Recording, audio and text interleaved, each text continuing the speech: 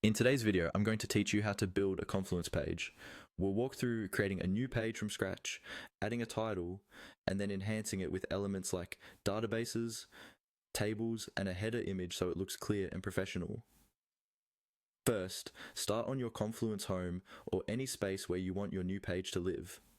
Look towards the top of the screen for the Create button, usually marked with a plus sign. Click on Create.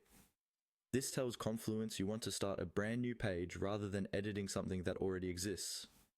Once you click Create, Confluence will show you different options for what kind of content you can make.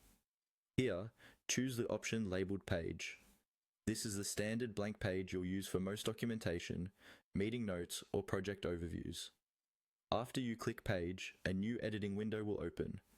At the top of this new page, you'll see an empty field for the title. Click into that area and type in a clear, descriptive title. Think about how someone else on your team would search for this information later. Instead of something vague like Notes, try Q1 Marketing Plan Overview or Onboarding Checklist for New Engineers.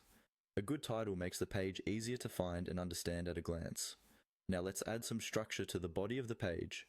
If you want to add a database type element, click into the main text area and type a / followed by the word database. Confluence will show a list of matching options. Select the database option to insert it.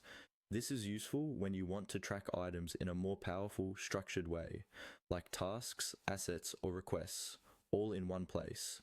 If you just need something simpler, like a basic grid, you can add a table instead.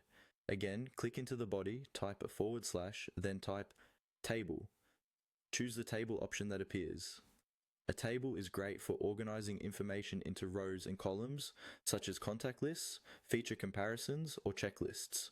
You can always add or remove rows and columns later. To make your page more visually appealing, you can also add a header image. At the top of the page, look for the header area above your title. Click on the header image section, and Confluence will let you choose or upload an image. A clean, relevant header can help your page stand out and give it a more polished, finished look.